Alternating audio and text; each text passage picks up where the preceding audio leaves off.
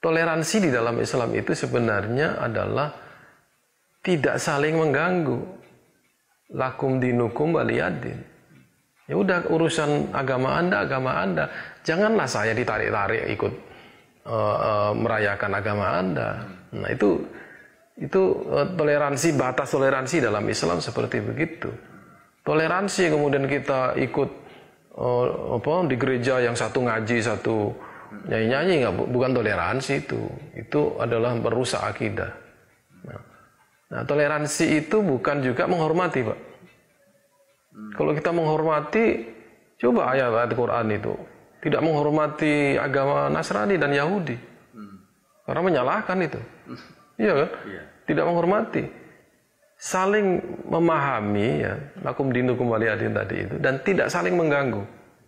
Itu yang menurut saya perlu dipegang, bahwa apa yang dikerjakan oleh mereka, ya biar dia kerjakan.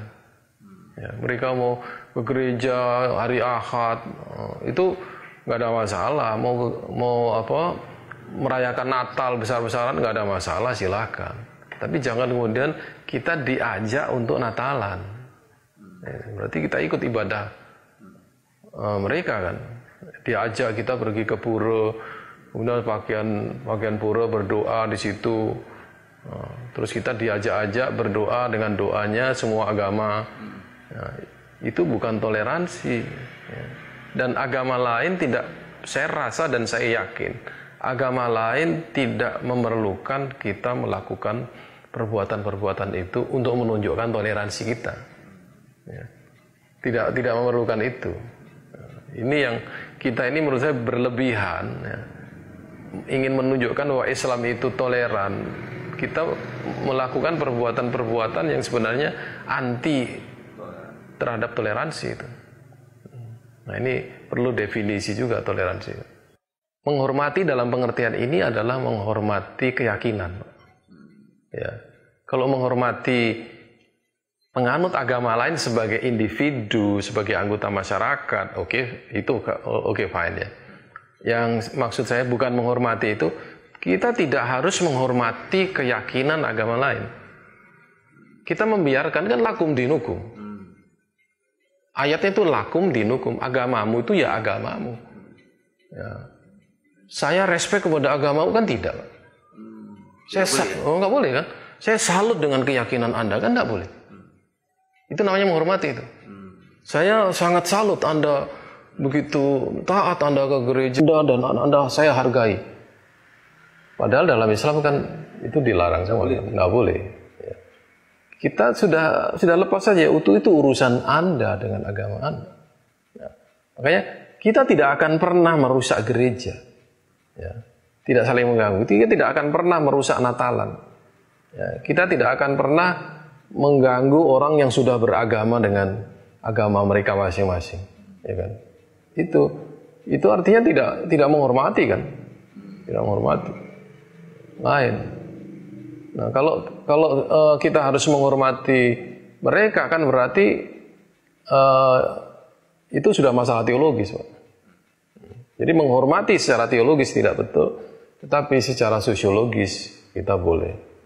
Makanya bagi saya ya, kata pluralisme itu yang sekarang menjadi sangat bias ya penggunaannya. Saya langsung membagi aja menjadi pluralisme sosiologis atau pluralisme teologis.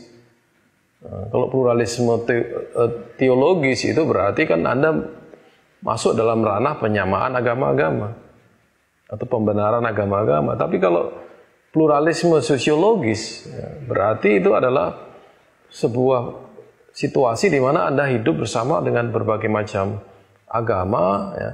Dan Anda di situ mengakui keberadaan mereka di masyarakat itu, ya, dan Anda toleran terhadap mereka, keberadaan mereka, dan tidak mesti menghormati, gitu ya. Kalau secara sosiologis kita menghormati karena dia manusia. Ya. Barang siapa yang beriman kepada Allah dan Rasul-Nya maka dia harus menghormati tamunya. Nah, tamunya kalau non-Muslim, dihormati atau tidak? Hormati. Barang siapa beriman kepada Allah dan Rasul-Nya jangan menyakiti tetangganya. Kalau tetangganya non-Muslim, Kalau dia menyakiti non-muslim, dia berdosa. Makanya Rasulullah kan pernah mengingatkan, janganlah menyakiti ahlu zimmah. Kalau Anda menyakiti ahlu zimmah, sama dengan menyakiti saya. Coba bayangkan. Itu secara sosiologis, bukan secara teologis. Secara sosiologis kita hormat.